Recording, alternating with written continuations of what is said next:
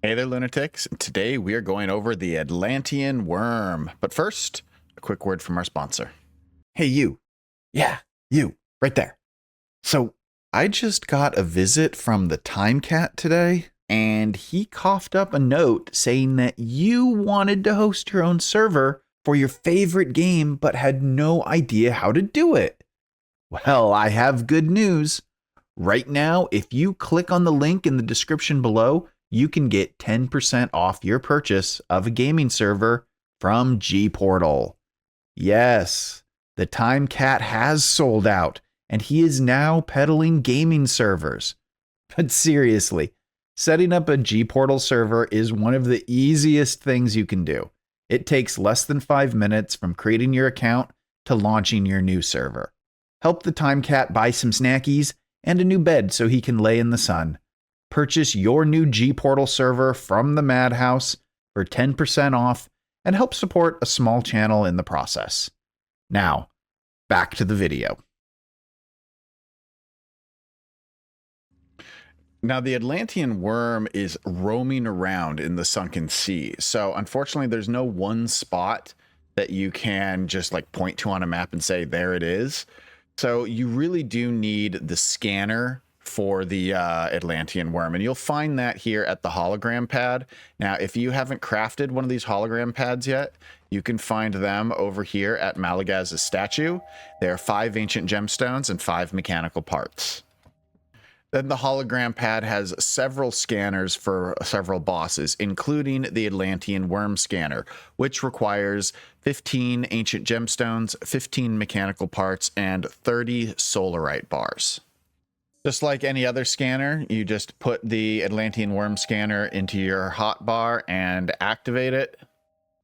And this will place the marker on your map in the sunken sea, letting you know where the Atlantean worm is currently roaming. What you're going to then want to do is travel as close to the worm as you possibly can. And you're going to need a boat for this because you do not want to do this fight on the land. You absolutely want to do this fight in the water.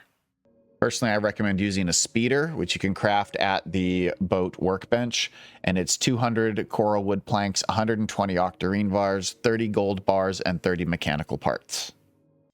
And then the spawner for the Atlantean worm, which you are going to need a spawner for it, is found here at this merchant. Now, this is the Brave Merchant NPC, and you get him in the battle arenas in the Shimmering Frontier.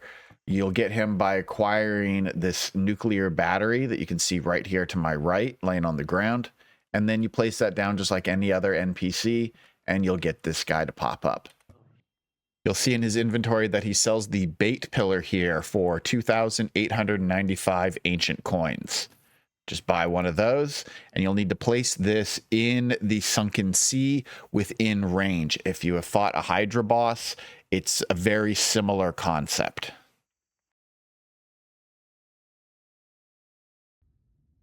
When it comes to character builds, there's a wide variety of options, but one thing I definitely do not recommend is don't use melee for this fight. You can use melee. You can definitely beat this boss with melee, but melee is going to have the hardest time dealing with this boss. Ranged and magic are going to have it the easiest. Ranged, the easiest of all of them. Summoning will be able to handle it just fine. Explosives can also handle it, but it's just a little bit better than melee, and that's only because explosives has a range. But even then, explosives isn't quite as good as the other options. Depending on the explosive weapon you're using, if you're using like a Zuka or a mortar, then actually explosives works pretty well on this boss. But if you are not, then like you're using grenades, then you may want to think about using mortars or a Zuka for the boss. Before you summon the boss, make sure you find an area with just a lot of open water, because you're going to need to have room to maneuver. And if you find that the area has a whole bunch of like tentacles around, then just clean those things up before you end up summoning the boss. Check your map, see where the boss is, and if it's within range, and the boss should be within range from where it is compared to me right now. Just go ahead, grab your bait pillar, put it in your hot bar, and place it in the water. All right, it looks like I'm actually a little bit too far away right now. So if that's the case, you have to pick up the bait pillar and you're gonna have to get within range and then place it again. Since the Atlantean worm is returning up in this direction, I'm just gonna go ahead and wait for a few seconds and let it come to me. But it's not a bad idea the first time that you summon this boss to like kind of map out the path of the Atlantean worm and then place down 2 or 3 waypoints or portals within that path so that if the worm is not nearby, you can then just teleport to the next one and the next one. And that way you don't need to use a scanner every single time. In this case, the worm is now aggroed and it's on its way over to me. I'm using a ranged set for this fight. It's not my best range set, but it's poison kind of oriented and it should do the trick. Really, if you have anything that's around level 16 or higher, you should be just fine. Obviously, I've got everything here at level 20 already, but just grab the best set that you've got and give yourself a lot of room. Here's the Atlantean worm. Now, once the worm is up and running, it's going to come at you in this little spiral pattern, constantly trying to run you over. It doesn't really do much else than that at the start, but what you need to do is you need to obviously do damage to this guy. And if you hit him in random areas, you'll notice that your attacks are just bouncing right off and they're doing 0 damage to the worm. What you need to do is you need to hit him in these little crevices, these areas where there are chinks in the armor. This is why ranged and magic have an advantage, because they don't have to get close to that undulating serpentine body that is the Atlantean worm. Once you've done enough damage to one of the segments, it will split from the worm and you will now have 2 worms. And this is going to be true of every single segment that you break. I recommend focusing on 1 worm at a time, break it down, and then find the smallest one and break that one down as well. Once there is only 1 chink left on the worm, it will actually activate a new ability where it can fire off these energy bolts in kind of a big circle. So it charges them up as it gets close to you and then shoots off the energy blasts. So once you have those worms, it's in your best interest to kill off that final head as quickly as possible so that you're not dealing with a whole bunch of those energy attacks at the same time. And that's pretty much the strategy of this entire boss. Break the segments and make sure that you take down the worms that are just ahead as quickly as you possibly can so that you don't have to deal with, like, right there, you just saw I got hit with a whole bunch of electrical attacks at once, and it killed me. And that's basically what you're trying to avoid.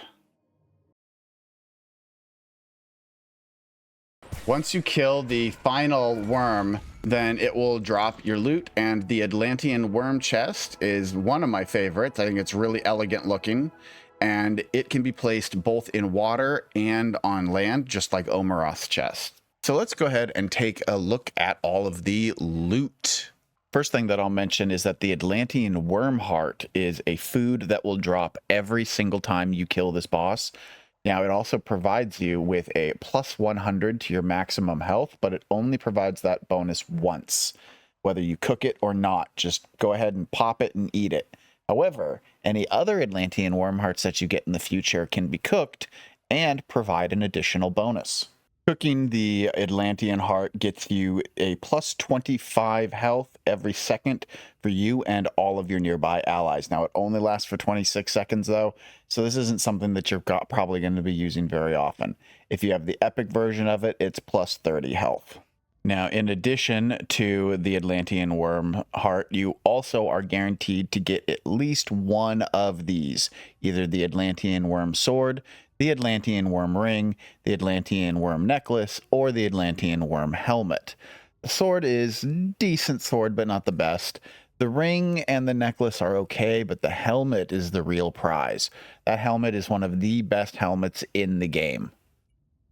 Other than those, you also have a chance of gaining some ancient gemstones, a whole bunch of different fish, the Atlantean worm figurine, some solarite ore, a scholar backpack, which is a really great backpack for magic users, the sun collar or the large fish pouch. Now, I don't recommend using sun collar necessarily because it can do a lot of damage to your base if you're not really familiar with how the weapon works, but it is a pretty strong magic user's weapon if you know how to use it. Additionally, you can get more of the items that you are guaranteed to get at least one of. You have a chance of getting another one of them. So that is all of the loot that is available for this boss. And that is it for the Atlantean worm. I hope that you enjoyed this video, and if you did, please be sure to hit that like button, subscribe if you haven't already, and if you want to support the channel, there's a wide range of ways you can do so, from channel membership to merchandise. I hope you have a wonderful rest of your day. Stay happy, stay healthy, stay crazy, everybody.